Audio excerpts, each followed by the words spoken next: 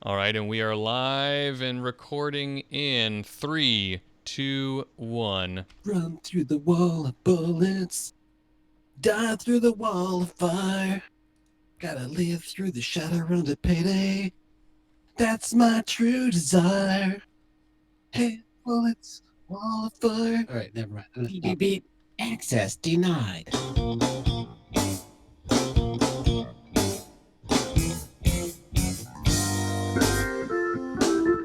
Hey, everybody, it is June 1st, Thursday, June 1st. My name is Bobby Frankenberger. You're listening to episode 19 of the Sixth World Podcast.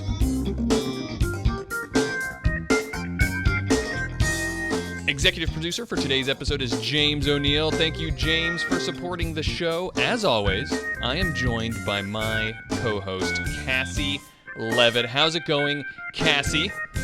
Excellent. How are you doing, good sir? I am, all things considered, I'm doing pretty well considering my past 2 weeks. But I will tell you guys more about that in a moment. Because first I want to introduce our guest for today, who is a longtime game master for Catalyst Demo Team, and he's been helping run Shadowrun Missions for a while. He also has helped my character, Funky Town, assault a train station somewhere in Seattle. That happened.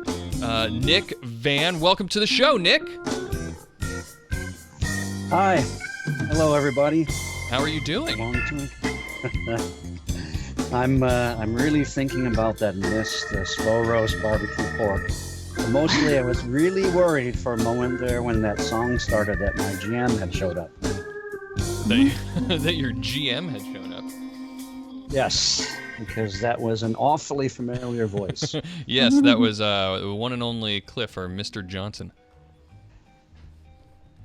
And that was actually a preview, so to speak, for anybody who listens to our actual play, the complex action actual play. That was a little. I was editing the next episode that's going to go out this weekend, and that was a fun little bit I pulled out. So yeah, you'll get that in context if you listen to the show.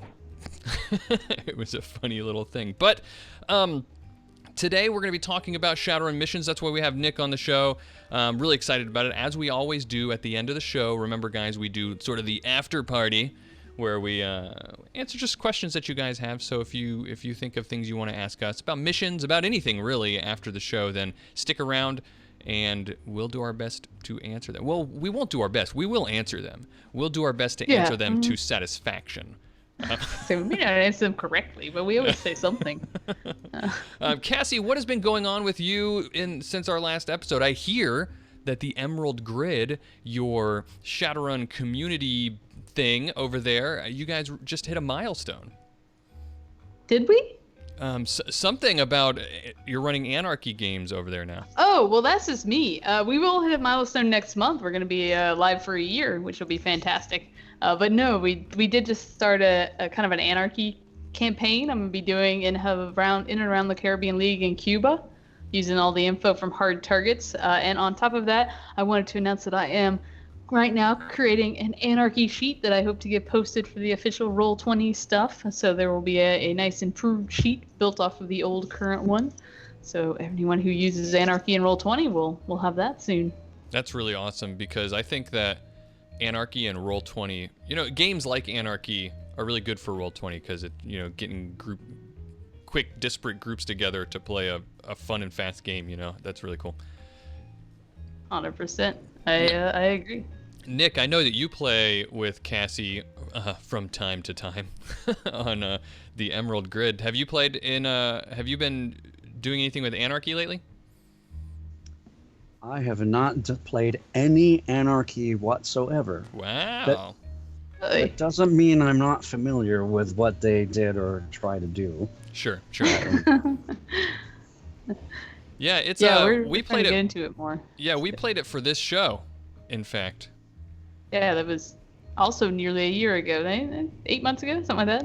I don't remember when we started this show. Okay.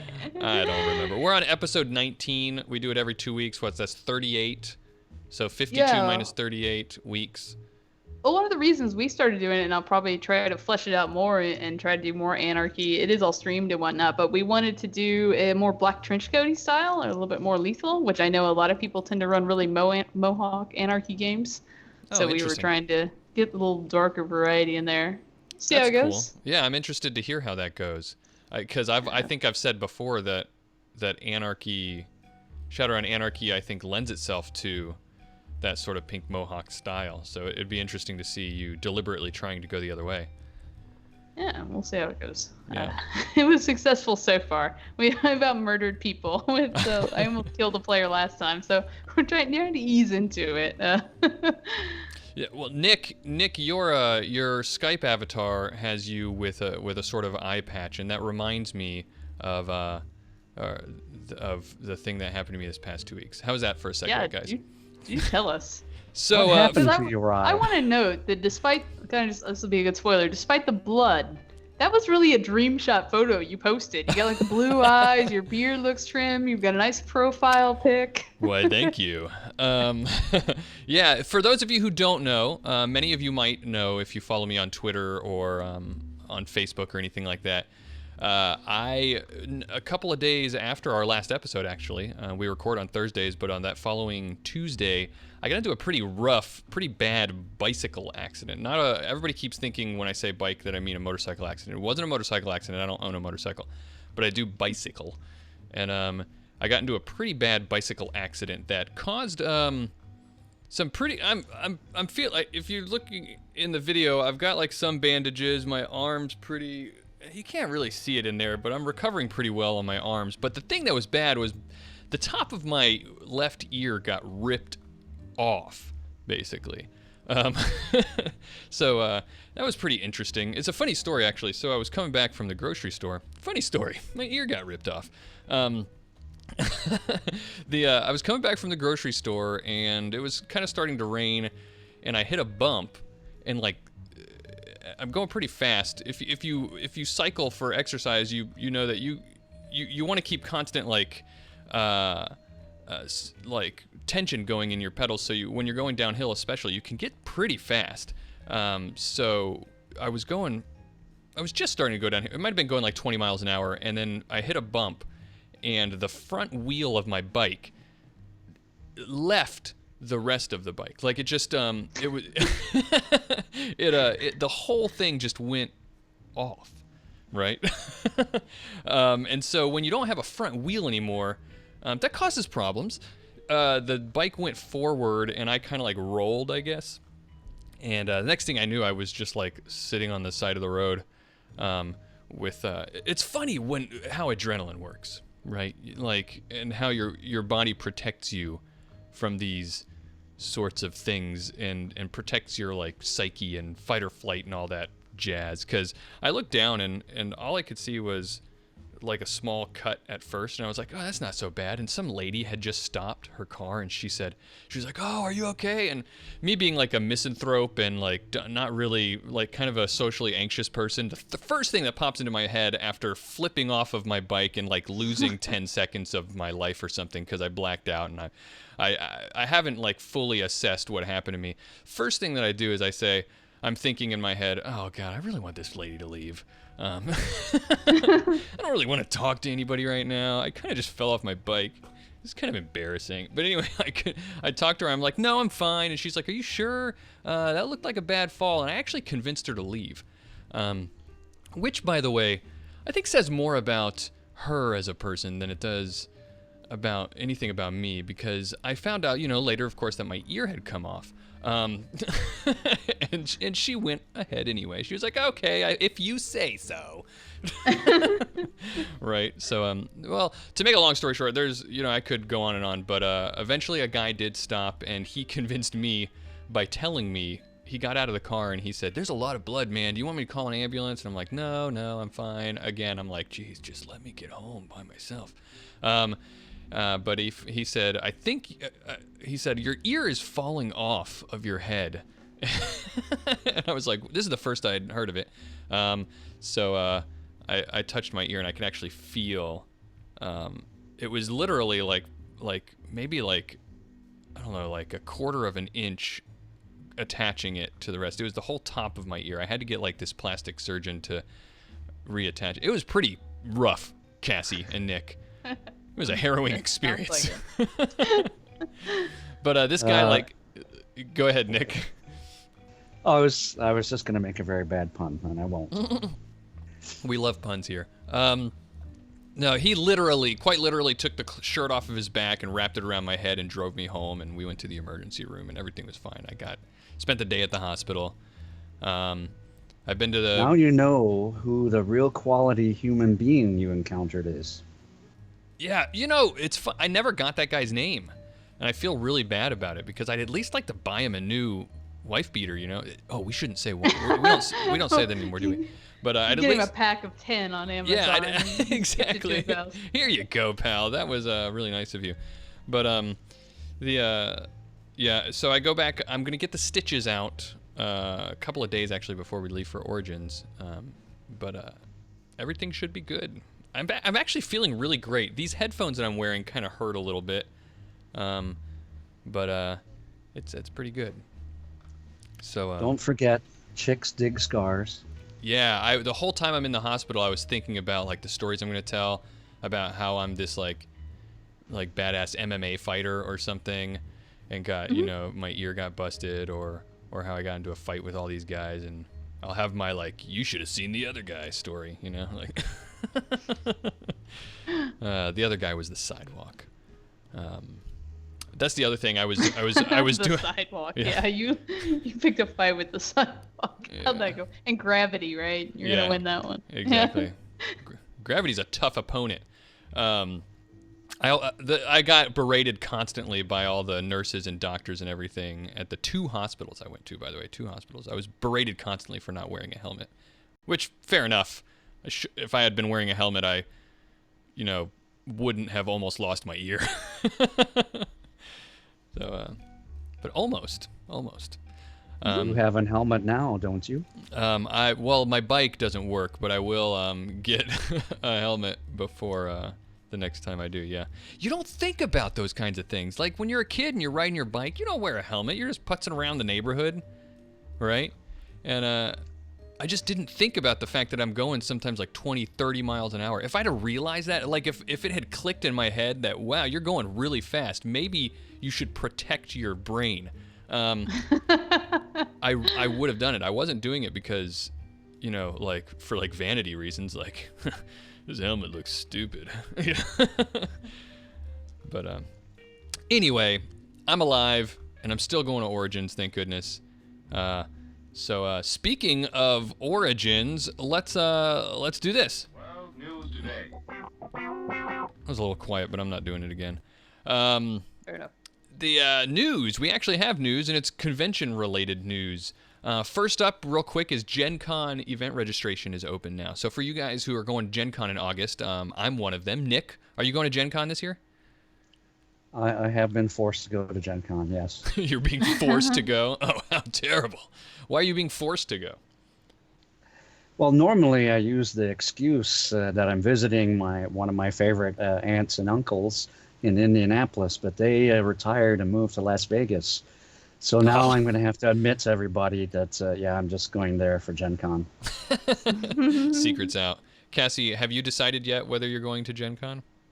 I am still planning to. I have trying to get there's a demo for one of the products that will be there. I don't want to say which one because I'm rejected. But yeah, I'm planning to go to GenCon so far. I don't know. We'll see. Cool.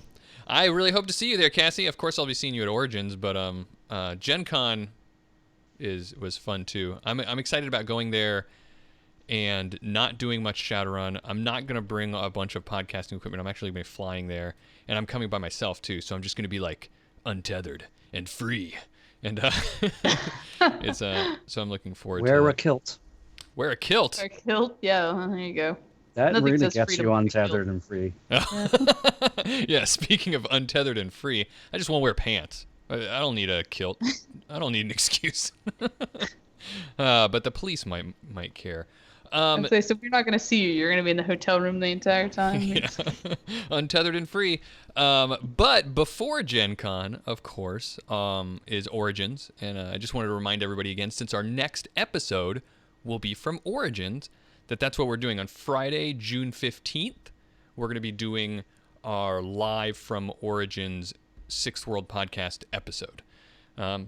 Really looking forward to that. I say remember, Friday, June 15th, so it's not going to be the normal Thursday if you're listening at home live and you want to see it. It's also not going to be at the normal time. We're going to do it sometime. It'll be sometime between 10 or 10:30. It's a little iffy because we're after hours using the Catalyst, the Shadowrun game room after they're done. Mm-hmm. So it depends on when we can get set up, when things quiet down in there and stuff like that. So, but it'll either way, it'll be on the podcast feed, so you can listen to it that way, if nothing else. I wanted to give a special thanks to someone that you guys, many of you might know who it is, but a special thanks to Bob Volbrecht. He's the CDT RPG lead agent for over there. He's basically the one that's making it possible for us to do an episode there, since we had to scramble around for it last minute. So thank you, Bob.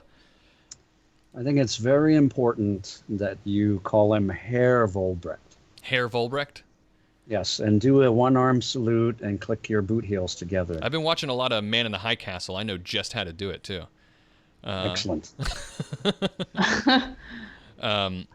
It's going to be a fun episode. We're going to have, of course, me and Cassie. Our guests are going to be Cliff and Damian. Opti was going to be there, but my latest information is that he's not sure that he's going to be able to make it.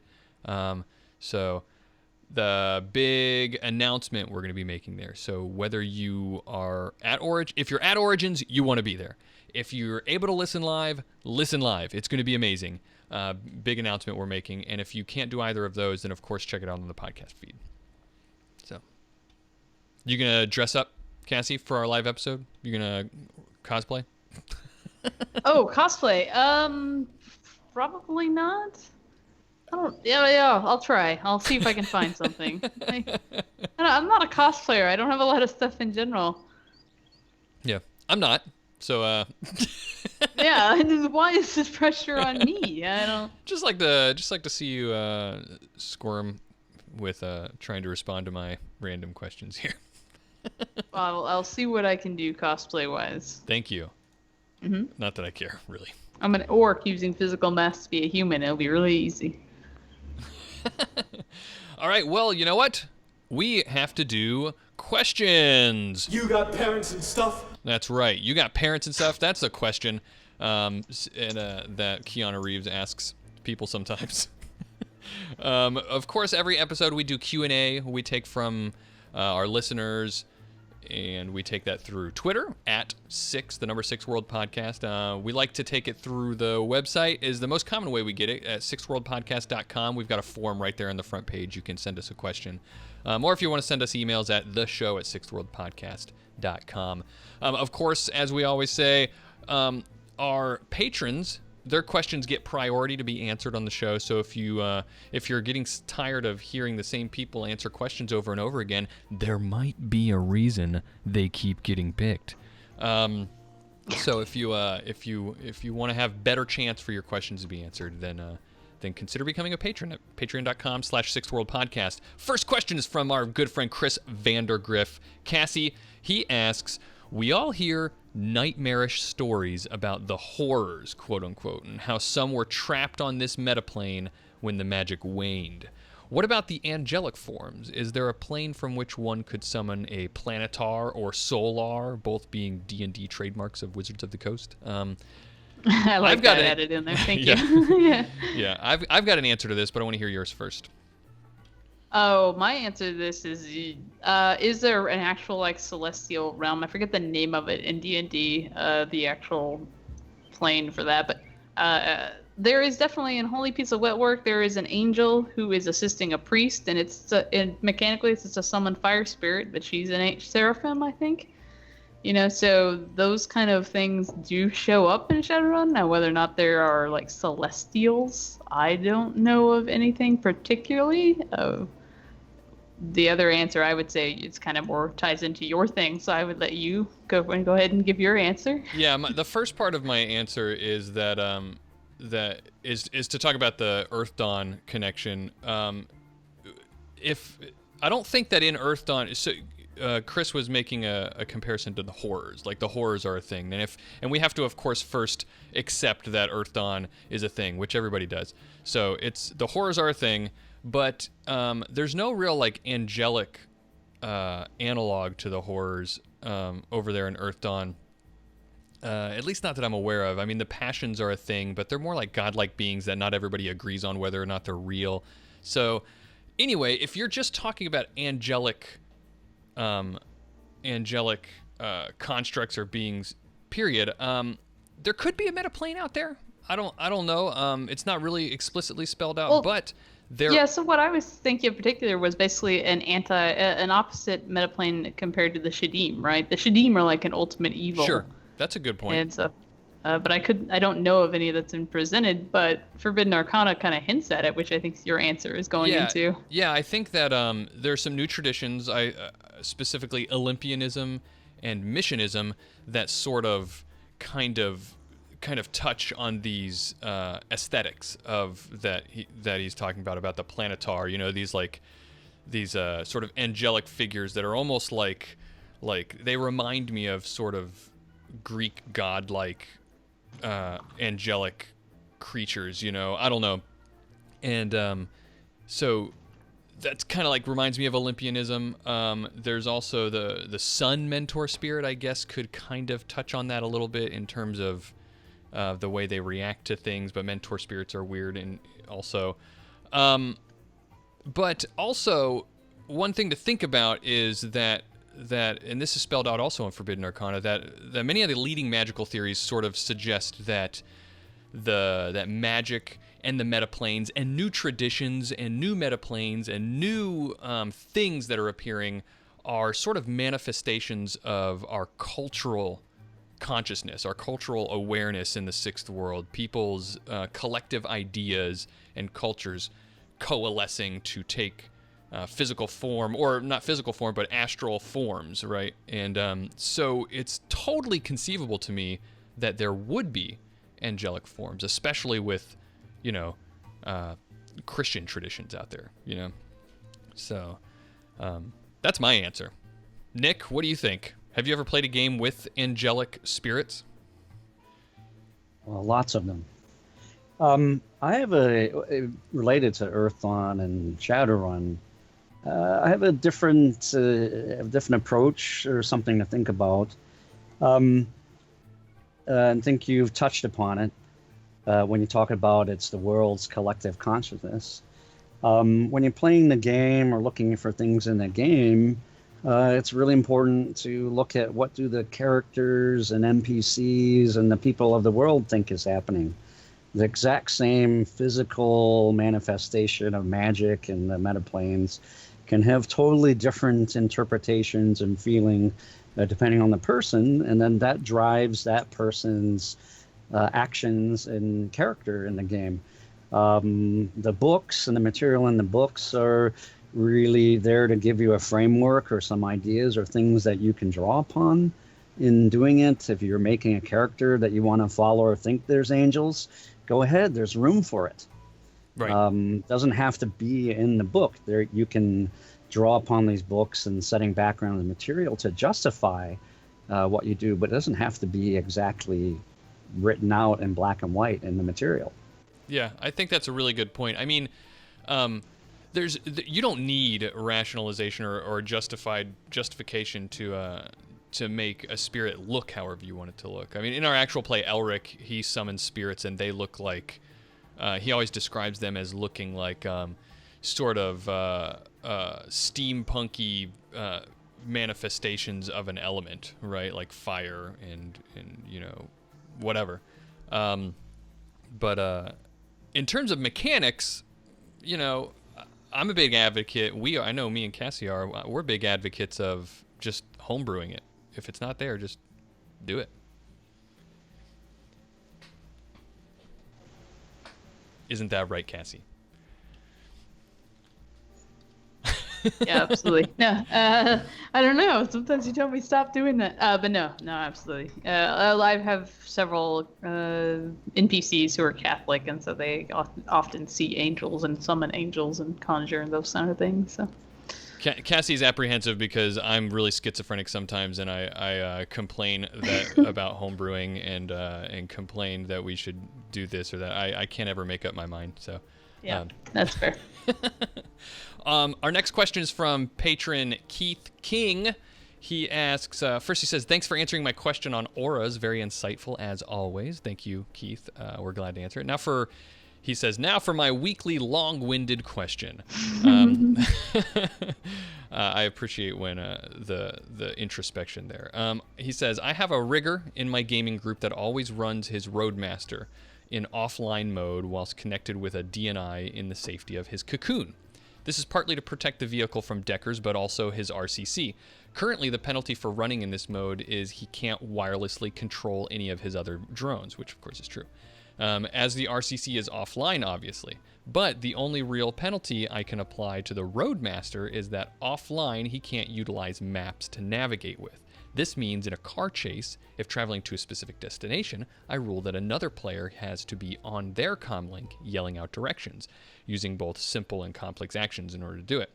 I was wondering, as fellow GMs, do you A, allow riggers to run vehicles they are plugged into offline, and B, if so, what penalties do you apply for doing so? And he ends with, as we all know, everything has a price. So. I'd be curious, what do you do for this, Nick? Oh, you want me first? Yeah, give it this. Oh, so I'm going to start with the general thing that you always have to think about when you're running or playing this game. There is a world out there. And this world runs on rules or things in a certain way. And if you don't appreciate what those rules or circumstances are, it flattens you. So they got this huge truck that is not talking and communicating to the grid or to any other vehicle or to any pedestrians, not to any drones, and it's wandering down the road. In any area that has any of the amenities that civilized people in the sixth world have, drones are going to run into it, other vehicles are going to run into it, you're going to break traffic laws, all kinds of bad things are going to happen. And they have nothing to do with the run you're on or the person that you're hiding on. It's just there's an entire world out there that expects your big truck to tell everybody, hey, there's a big truck here, please don't run into me. That's a really good point, yeah. Yeah, that's essentially was my answer, right? That being offline is weird. And so, I think some of the things I threw into the notes was, a cop might see it as suspicious if you're in a busy area like downtown for the very reasons you kind of mentioned, right? I talked about being snubbed by a valet because you pull up to a valet parking and he's not going to see the thing to come outside, or parking garage, the gate's not going to come up because it doesn't see the car. Yeah, I can see total justification for it being the law that you need to have a vehicle wirelessly enabled. Isn't grid guide Overwatch forbidden? I mean, yes. So you don't need grid guide Overwatch obviously to turn your car's wireless off, but I mean it sort of is that expectation I thought is there. You need this piece of equipment to not use grid guide. Yeah. To be able to drive anywhere where there's grid guide, you need a piece of equipment that basically tells grid guide, yeah, I'm here, but then you can drive your vehicle wherever you want to. I was thinking about those spike strips, that are often in parking garages and stuff like that. They won't see the car coming, so they won't go down. You're gonna trade your tires in a chase.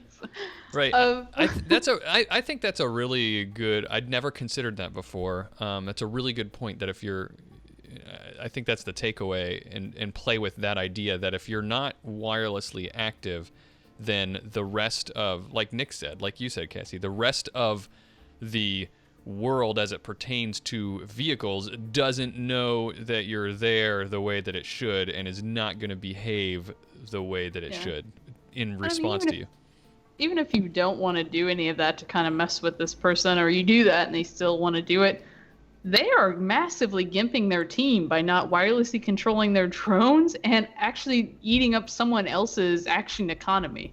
That's right. So if it's a chase scene with combat where your Street Sam could be shooting out the car, but instead he's having to read you grid guide directions, and telling you traffic reports that we need to take a left because there's a traffic jam 2 blocks back, like that's really gimping your team pretty hard in and of itself. So that's what I do, Keith. You need to have a series of runs that involve a lot of vehicle combat chases, and just I'm sorry, you guys can't attack the vehicle because if you stop giving your rigger directions, then he's gonna run off the bridge or something. Or just find rush hour traffic, right? Exactly. I think that's a perfect solution. Let's do this. Yep, that sound means it's time for our main topic. We're here today to talk about missions. You see, it's kind of like con season, right? For Shadowrun especially, I think of con season for Shadowrun being from, Origins to GenCon. I mean, that's when the big stuff happens, right? And that's what we're about to hit. It's funny to call it con season because the bookends are the only 2 events in that are there. But so I figured we'd have someone on, namely Nick here, to talk to us about Shadowrun missions, because that's Origins and GenCon. Those are the big places right now where if you really want to dive into, of course you can do missions in other places, which is why this is a useful episode anyway. But this is where a lot of people get their missions play, so it seemed appropriate. So before we talk too much about it, let's talk about what Shadowrun missions are. Why don't you give us how would you describe Shadowrun missions, Nick? Shadowrun missions, they're modules or scenarios or play packs that are specifically designed to fit into the 3.5 to 4 hour time slot. They're meant to demonstrate the core play of the game. That's really it in a nutshell in terms of what they are.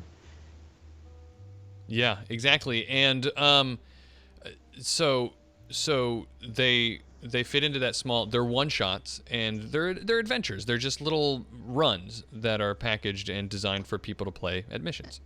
And I mean, they're one shots in that they're expected to do them in kind of one go for each one. But if you do all of them or do them over seasons, you often find there's a story and an arc that's going on. Yes, absolutely. Especially in what we're going to talk about in just a minute, there are 2 kind of broad categories for missions, but especially in the Shadowrun missions proper line, because that's an ongoing campaign setting, so to speak. But before I want to get a little bit of pedigree on Nick. How long have you been running missions with Catalyst, Nick? I've been doing Origins and GenCon since 2008. Well, that's a good long time. I've also run missions at the local game store and at some other conventions as well. How long have you been playing Shadowrun in general? I think since 1989. Oh my goodness. Or 90. I'm showing my age, aren't I? Yeah, well, me and Cassie were quite young at that age. It doesn't matter. I've been doing it wrong this whole time. You've been doing it wrong this whole time? Why do you say that? No matter how long I've been doing it, doesn't mean I've been doing it right. Sure. Oh. I don't know that you can play Shadowrun right, to be honest. If the internet's to be believed. Did you have fun? There you go. There you go. Mm-hmm. Okay. I agree with that sentiment totally. But so again, to give us some context about missions, because I want to talk about some of the stories of missions and some of the fun things about missions and conventions in general, but I want to make sure that we have the context right. So Shadowrun missions, as they were explained just now, are these little modules. I think that's a good way to put it. They're just adventures runs modules that you run at a convention. They're kind of broken into 2 broad categories. There's Shadowrun missions, or you'll see it SRM, and then there's convention mission packs, or CMPs. Shadowrun missions are cool. It's all designed to be in this like living campaign. One of the cool, unique things about the Sixth World, about Shadowrun, that we've talked about in the past, I know, is that it's this living world that from edition to edition continues on and changes. And so the Shadowrun missions line of adventures for that are run in these ways, it was designed to kind of like play on that, right? It's you get to do these adventures that go into different places in the Sixth World, and you get to participate in little runs that are touching on and brushing up against, or sometimes just diving straight into some of the big events that are going on in the meta plot of Shadowrun. Like there were a lot of Shadowrun mission season. In one season there was a lot going on in Bug City during all of the in Chicago. In fact, it's gone back there now, but back when it was all a bunch of insect spirits, right? And the current stuff right now is all about rebuilding Chicago, for example. So you're doing a lot of participating in the big stories of the world, and that's kind of one of the cool things about it. You get to create a character, and you can take it from mission to mission, and you continue to spend karma and build it and carry it on from season to season, even from you can play in 6 or 7 or 3 or 4, however many games you want in Origins, earn some karma, spend it, improve your character, then go to GenCon a couple months later and play that same character. So it's pretty cool in that way. Convention mission packs, CMPs. How would you I've never actually played one, Nick. How would you describe that differently than the SRMs? Well, I have a bit more to add. Supporting everything you just said is true. It's sure. Correct.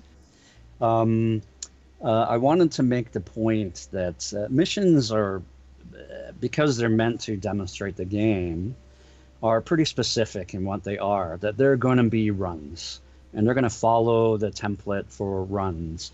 But I wanted to really emphasize to people that when you have a home game or you're playing Shadowrun and doing other things, what makes Shadowrun so great for me is that you can actually use any source material or any style of game. People seen other podcasts or things going on. You can be the good guys or the bad guys or anything that you can imagine in the world and play those kind of games. The missions tend to stick to the essential core concept of Shadowrun, but it's not limited to that. Touching upon how long missions have been going on and things that have been happening, there are seasons and there are story arcs. There's different things that have happened. There's a new one coming up, upcoming season. We took a vote of people that did missions and that were interested. And the setting is, in a few years, they're going to look at doing the setting in Neo Tokyo. Yeah, that's so pretty they're going cool. to go. So they're going to go to a very urban type of landscape and do all those kind of things. There one set of seasons a long time ago, season 3, actually several editions ago, they did Denver. And as you said, there was meta plot around the ending was actually when Ghost Walker died, and the kind of reconfiguration of Denver, that was something that happened with the various missions, especially at the end, the final missions of that. Chicago, Bug City, there's kind of an ongoing theme in history. This has actually been the longest running setting that we've had. So it starts with really, there are bugs and exploring, and now these final seasons and this normal SRM is about rebuilding and restoring the containment zone to fit in with the rest of the city. Right. Okay, convention mission packs, you asked me about that. Those are only run, specifically run for GenCon and Origins. They're only meant to be released and played there by the demo team, or initially, that's their initial release. Once they are released, they then be published, and of course, you can use them later on as you like. They're specifically designed to be a series of missions that are out of the normal setting. So there's an adventure set, I think, called London Calling. London Falling. London Falling. It's a play on London Calling, Right. which is an old song. But London Falling, that's basically, they took a 4 or 5 module series focused on London and gives an opportunity to leave the current season setting and go to another place in the world and experience some other things. The stories tend to be, they do a little bit more opportunity of things that aren't a standard run or a book meme in there, and introduce some other concepts of things you don't have in a standard setting. In London Falling, for example, they're dealing a lot, I don't know about spoilers, but you end up dealing with some politics in England and what's happening with that. And that's different than a standard runner mission that you have in that SRM. That's cool. So would you say that CMPs, convention mission packs, they like to focus on just doing non-standard stuff and exposing people to like the new or different interesting things?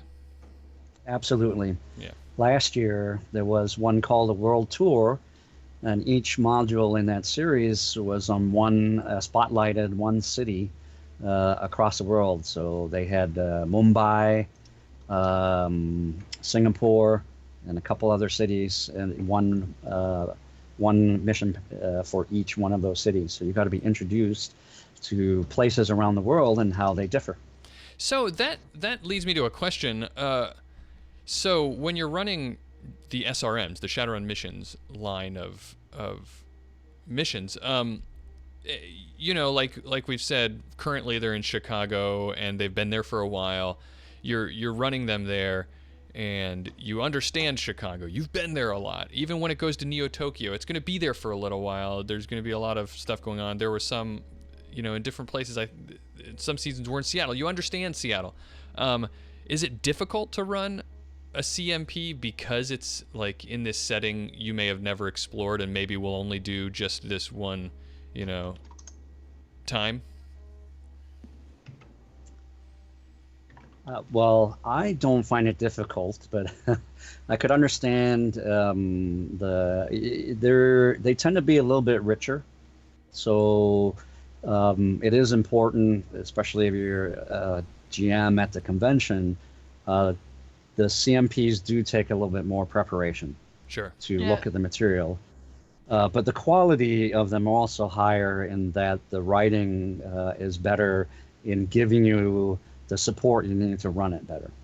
Yeah, they do often, I feel like, write pretty good little blurbs to help you get the feel for the part that you're going to need, and then sometimes they will direct you to other places to go look for material. So the writers who are writing these CMPs, they of course understand then, like, oh, this person has probably never run anything in London before. Let me give them these extra little tidbits to set the scene and tone. That's good. That's good. I've never run. I am not a CDT agent, regrettably, so I've never run any of these before. So this is all really interesting to me. I'm not a CDT agent, but I've ran a lot of them, and they are a lot of fun. I think they are very full and all-encompassing, because they usually come with your opposition, a little bit of history you need, the story, a lot of flavor for the scene you're going into. Yeah, I should say I've never done the convention mission packs. Yeah, of course, like you said, Cassie, you have the older ones. Nick, if he didn't say this straight up, he at least was implying it, that they do eventually get released for sale. Yeah. After a while. It's not just for sale. Well, the current ones, they do tend to put them together and make them available as digital sales. If you really wanted to, on the Shadowrun Missions site, the ones I was talking about for Denver for Mission 3, which is obviously Shadowrun 3rd edition, but that whole arc is available for free download. Oh. And it does the setting. And cool.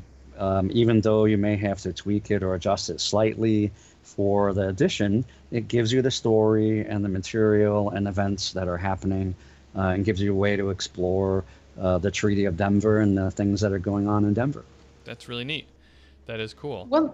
One of the things I often love you find in these is too, they'll give you little tidbits about how to do different kind of home, I don't want to call them home brews since they're written by the the people who are doing Shadowrun, but they give you often little mechanics you hadn't anticipated. Like I did Ancient Rumblings the other day, and it had mechanics for like kind of pack tactics for, I think it's in 5th edition, that was season 6, for like some rats to make them a little bit more powerful than they are normally, just using the core rules. Yeah. Yep. I think I'd love to sit down and try to run one of these because I find it interesting lately to really dig into some of these. We have 10 transfer. Chris Vandergriff in the chat room asked, "Are there any rural? I hate that word. Rural. Any rural or wilderness settings in CMPs or anything?" Absolutely. One of my favorites. Last year or last couple of years, we did this series called Tennessee Suite, and that includes some very rural setting and adventures. And that's an example of stepping out of the setting and exploring something different. Cool. There are also a couple of the Chicago ones, I think, where they specifically go explore outside of Chicago for one or two of them. That's cool. What you said Tennessee Suite, that series was your favorite. What makes it your favorite? Oh, well, in addition to actually being a very different setting and being rural or outdoor, they really did a couple things in each one of those that was different than a standard run. I don't want to give too much away because especially the first one is a great surprise for the runners. And that was, it's always, you have all, this is what the missions are all in many ways formulaic, and there's a good reason for that, which I can explain. But it's, so then it's fun when you have the ones that break the formula in some way or play on the player's expectations. And you can have a lot of fun with that. Yeah, definitely. So I want to talk a little bit about playing missions and the missions experience at a convention. I know last year I had never been to a convention before, and being the anxious person that I am, I was actually really worried and nervous about playing those games, not knowing what to expect.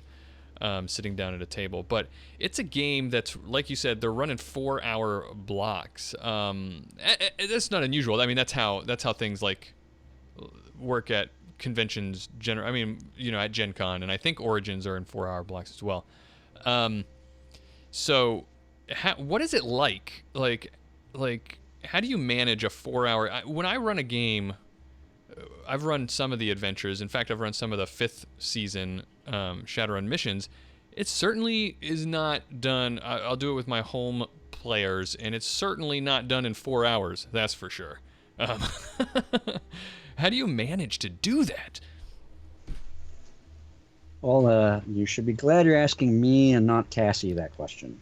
I know CASSIE runs them too over at the grid, and she takes like a couple months, doesn't she? Yeah, I usually break them into 3 or 4 hour sessions or sessions. Yeah. Okay. We used to run this thing called GM Bootcamp about how to run games and do it. And it's really a lot of things I'm going to talk about is really about how the GM runs a session and does the game. Sure. It is tough to do in 4-hour blocks. Absolutely. We have all kinds of different experiences and expectations from all the players about how the game is played and what you're going to do and how long it's going to take. When you're having a lot of fun in some scenes and you want to just keep it going and extending it, and you have that really rocking group of players that just keep going and having lots of entertaining fun, you just want to keep playing and playing and playing. And then you get like 2 scenes into the 5-scene module.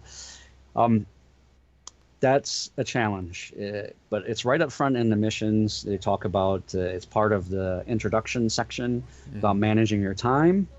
If you've seen a mission, they actually give you They have this pushing the envelope options where they talk about how to cut the scene short or how to extend scenes if you need to fill the time. So the missions themselves come with tips about how to manage the time in it.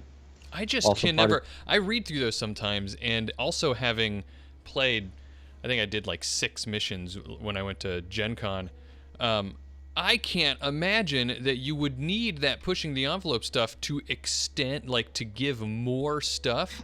Like, holy cow! There are so many times where like we're just starting the run, and then you have like Christina, who was running the room over there. Christina comes up and she's like, "Hey guys," tapping her watch. "Hey guys, it's about time to go." And we're like, "What? We haven't even started yet." And you don't want to get on Christina's bad side. No kidding. Okay. Well, I'm gonna. We since love I'm gonna Christina. We love Christina. She's Yeah. wonderful. She's one of my favorite people. Yep. She is one of my favorite people. I owe her so much.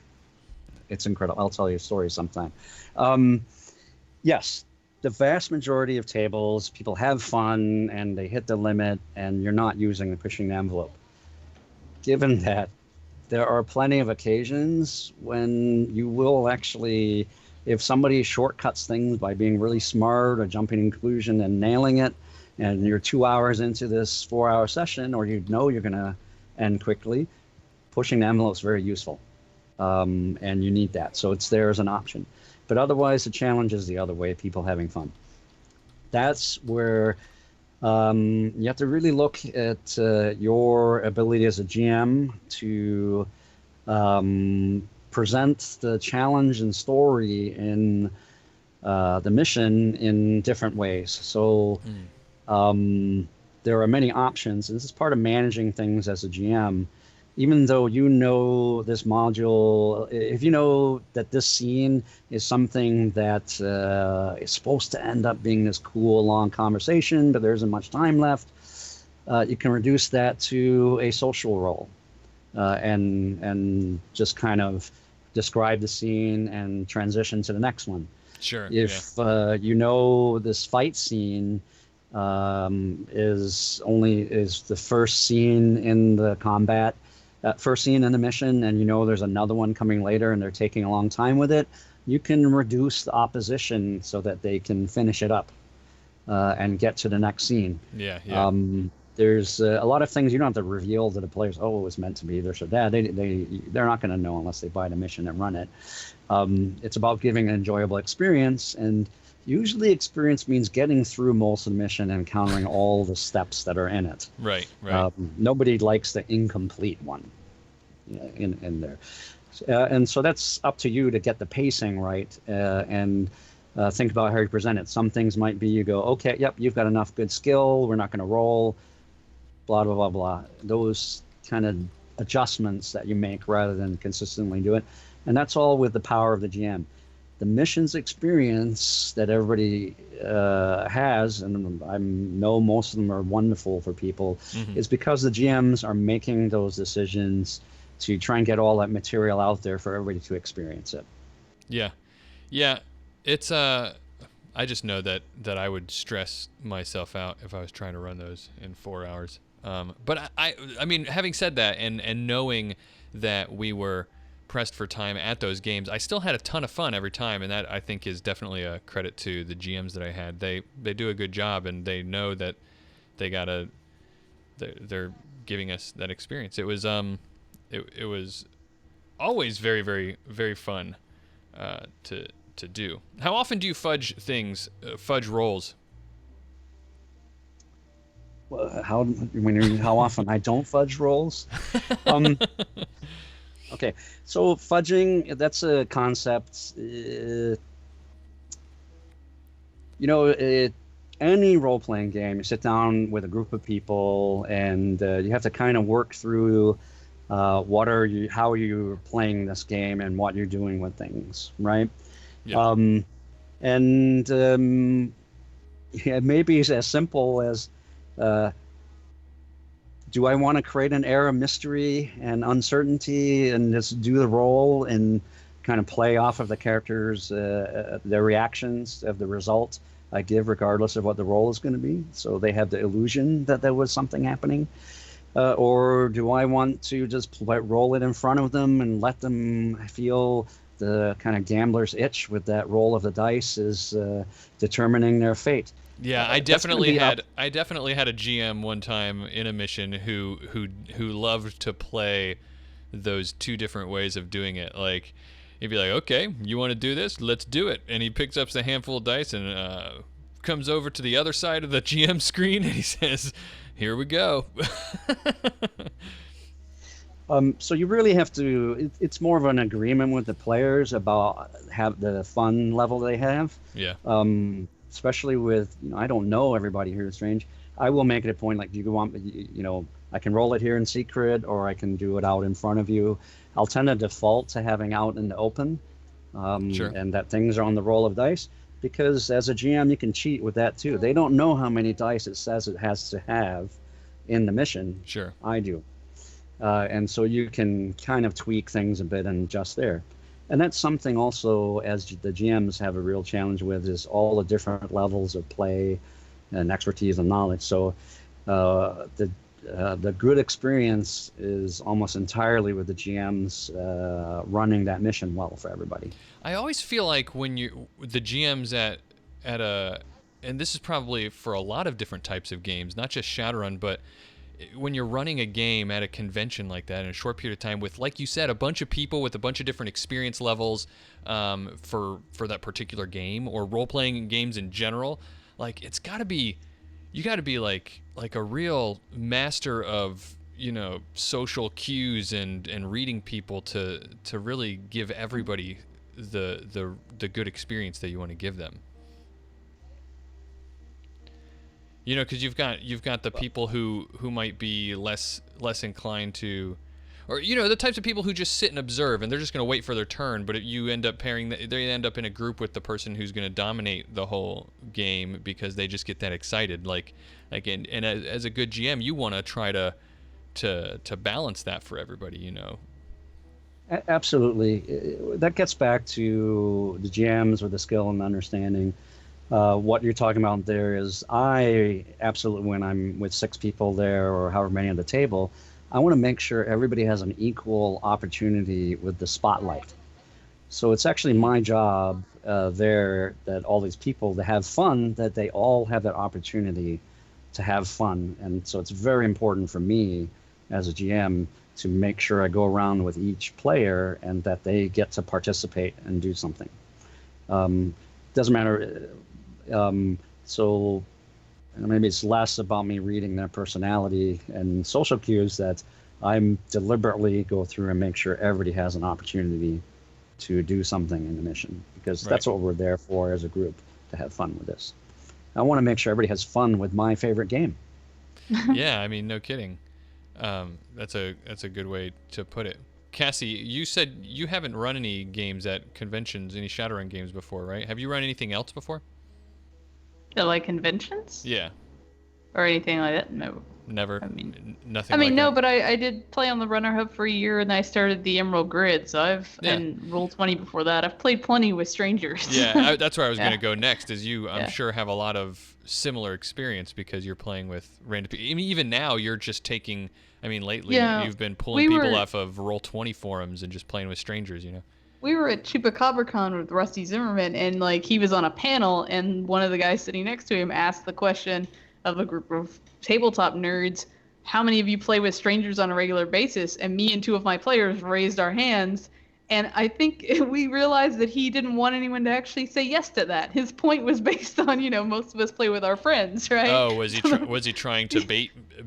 Yeah, I think he was anticipating most of everyone to say, yeah, we mostly play with our friends, because that was the point he was going for, and we were like, we play all the time. Well, that's a danger. I feel like that's a dangerous question to ask in our current technological age, I mean, yeah, but most people still play with who they know. Fair enough. Yeah, you don't actively seek out strangers to play with unless you're doing missions like Nick here.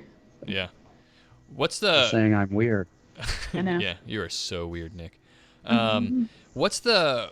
Do you have any horror stories of people at tables that you've played with? Absolutely.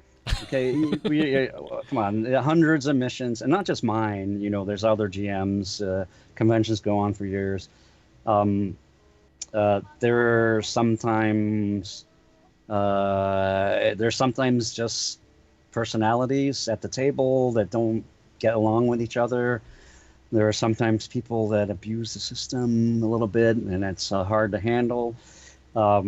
That's where someone like Herr Volbrecht or Christina comes in and can help with that. There's support at conventions for dealing with that. And then, you have to figure out ways to work around it and handle it. But it certainly comes up.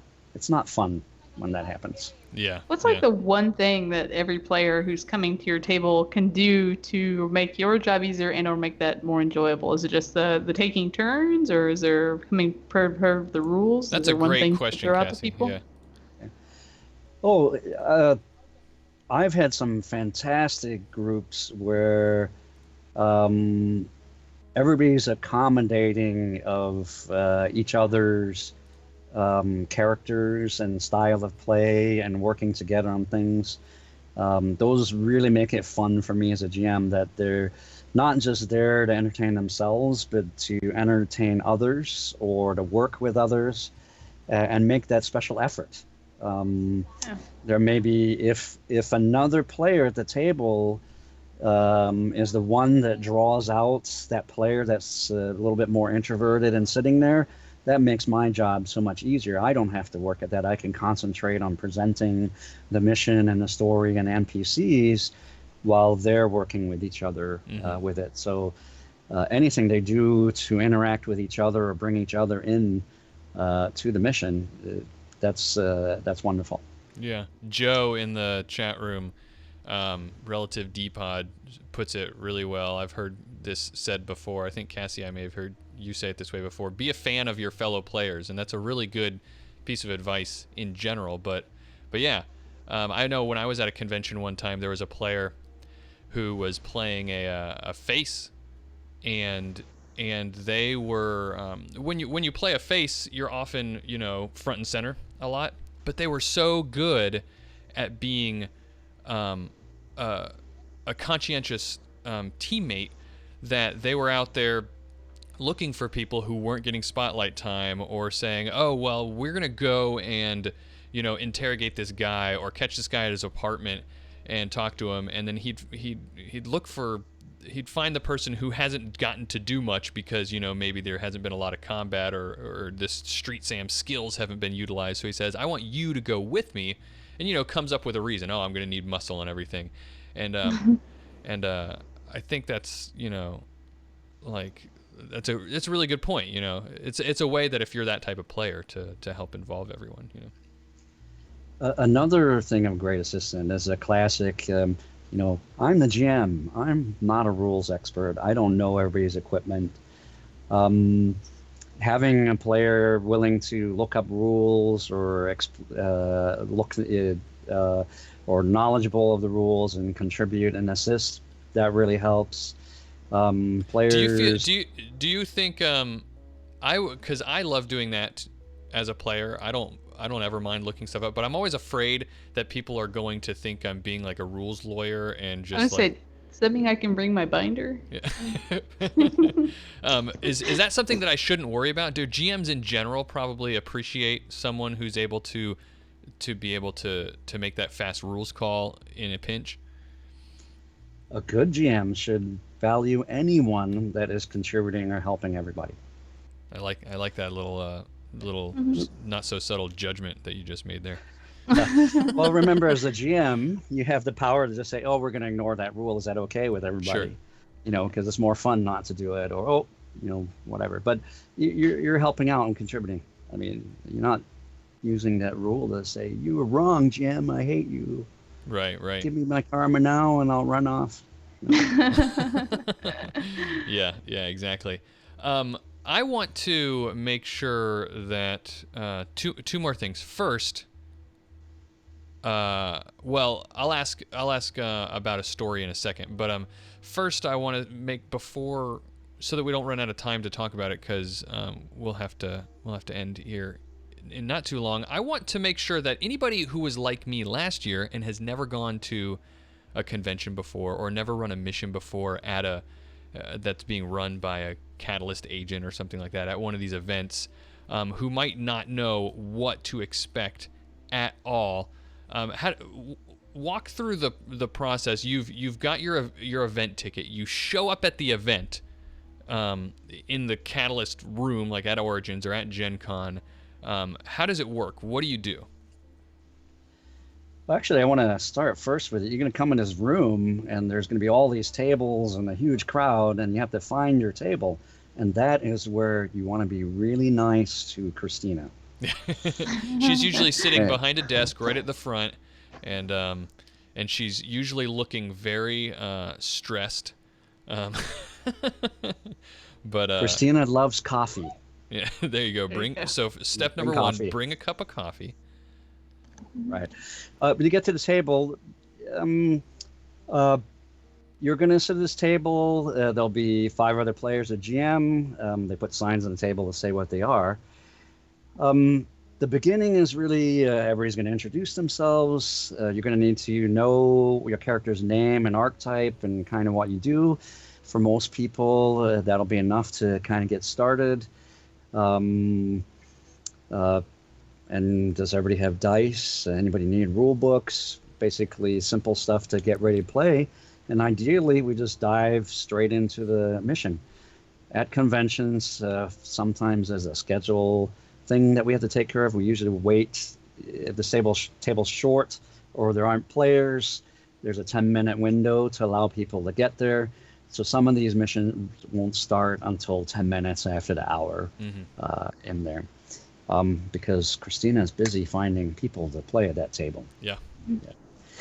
And then it's just I, as a GM, always like to ask everybody what their experience with Shadowrun is, because I want to make sure I tailor what we do to people's experience and what they're interested in.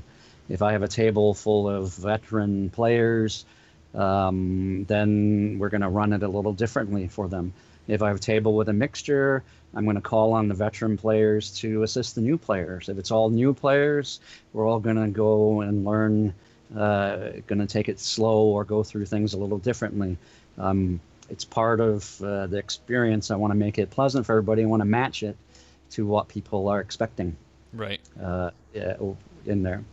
And then we run through the mission and do it. And then come play Shadowrun.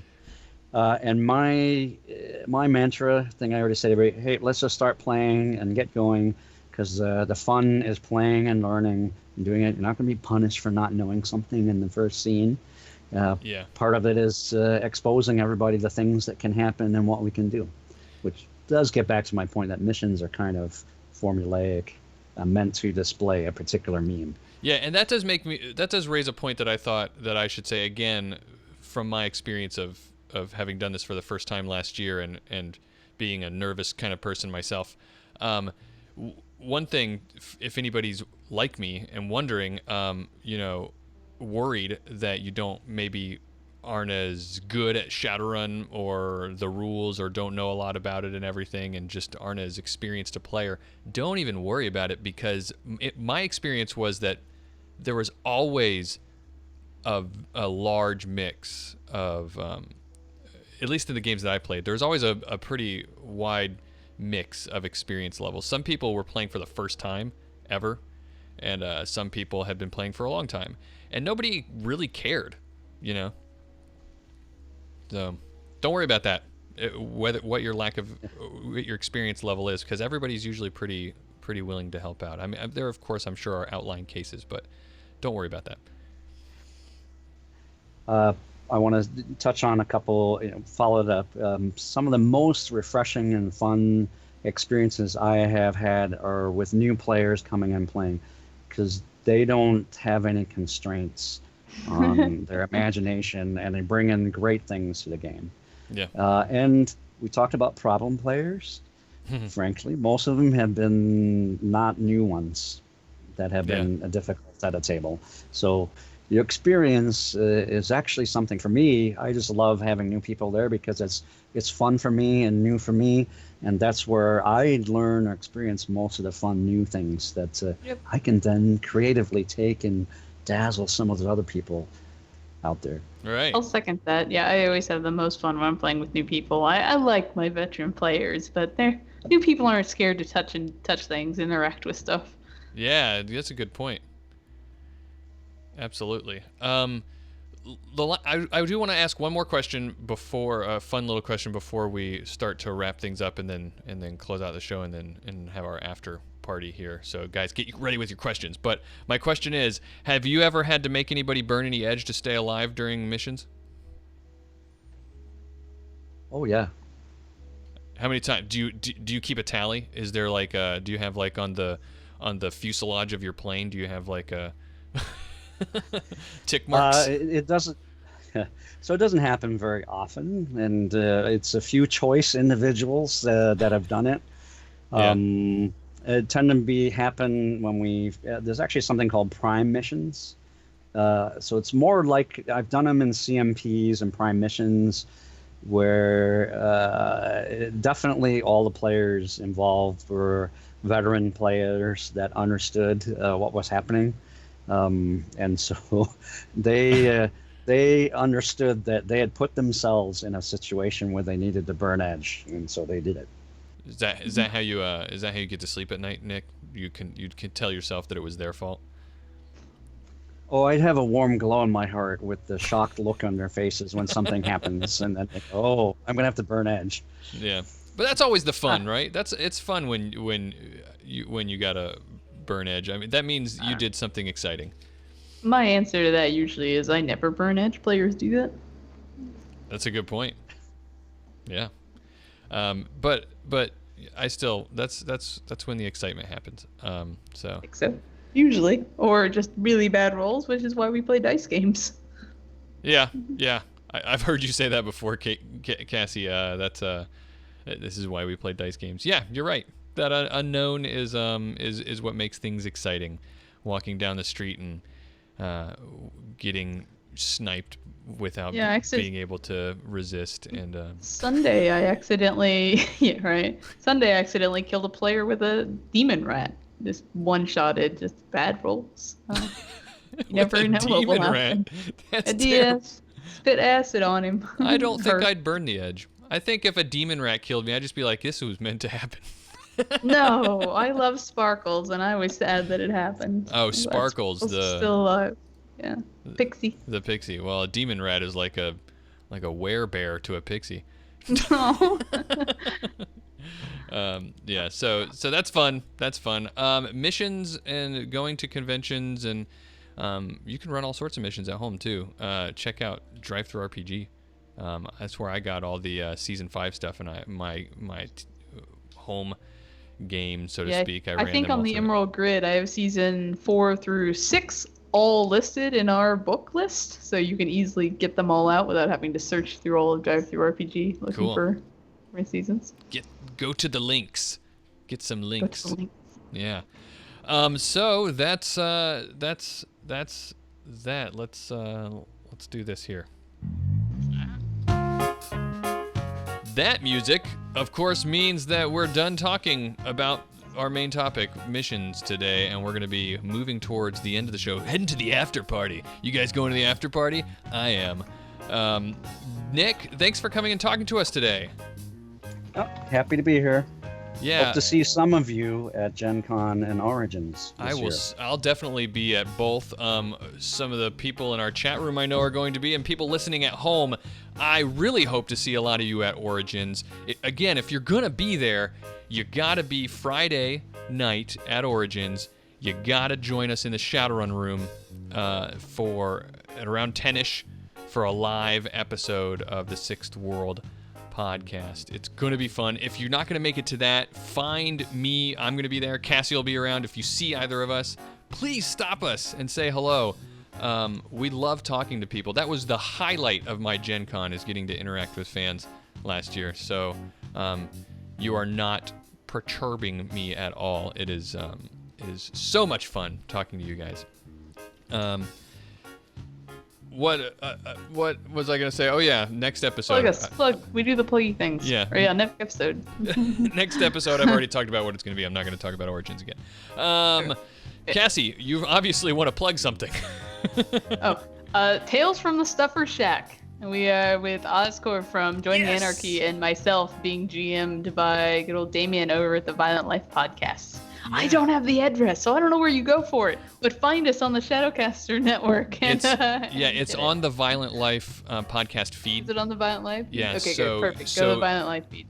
Yeah, if you want to go to the website, Violent Life, I think it's Violent Life, or maybe it's myviolentlife.com, or maybe it's violentlife.com. We'll fix this in post. ViolentLifePodcast.com. Violent Life Podcast. And we're playing Anarchy, basically. We made street level Anarchy, I think gang level Anarchy characters, and we are working in the Stuffer Shack. Yeah, fair warning. I heard it that you guys get a little saucy over there. A little bit. It's definitely not for children. Yeah, don't listen in the car driving your kids to school. Did you make that mistake? Yeah. No, I did not. My kids aren't in school yet. I'm just saying. I listen to a lot of podcasts when I'm driving to the grocery store. That is not one that I will do.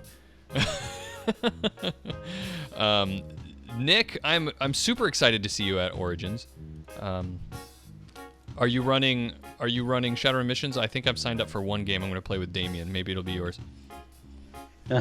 Well, that's really all I do at conventions is run missions and then hang out with all the cool people that play Shadowrun, all my fellow GMs that get to come participate with the Shadowrun Scotch Squad. Yeah, that was a lot of fun. I got to hang out with you guys at the Scotch Squad at GenCon. And Nick is on a different team than us, but he's also in the Earth Dawn actual play, right? I am in the Earth Dawn actual play, yes. Awesome. And with Josh Harrison, which is kind of interesting, and Rusty. My character is there just to annoy Rusty. He needs a little bit of that, So you're doing a good service. And of course, since I'm on here, do I get to plug something? Yes. Yes, okay, absolutely. Arcology Podcast. I play a lot with those guys. I'm actually in some of those games. I don't know where we're at with any because I don't really listen to podcasts or games. I just enjoy playing with those guys. Yeah, the Pirates one I think is still going. Okay, yeah, I'm in that one. Yeah. Yeah. That's one of their patron ones. Yes, I did know that at some point. I don't get to listen to the patron episodes. I am an Arcology Podcast patron, but I don't get to listen to those episodes because I have so much to listen to. But I remember listening to the first one and remember you being a part of that. So that's cool. Yeah, so I'm looking forward to listening to the pirate one. I need to get on that. Yeah. Okay. So check it out, arcologypodcast.com. And so, yeah, that's it for the show. If you want to contact us, you can tweet us at sixthworldpodcast or email us at the show at sixthworldpodcast.com. Our website, sixthworldpodcast.com, also has a form. You can get in touch with us there. Our intro music, or rather our outro music, which you're about to hear, is done by Johnny Nuclear and the Meltdowns. Our logo artwork is David McDermott. You can find him at sixthworlddesigns.tumblr.com. From me, Cassie, and our lovely guest, lovely guest, Nick. Goodbye. Say goodbye, everyone. Bye. Bye. When the days have gone dark and the sky's turning gray, everybody in the world is staying enslaved to technology's machines. We speak to the screen, lost in reality. Can't find peace in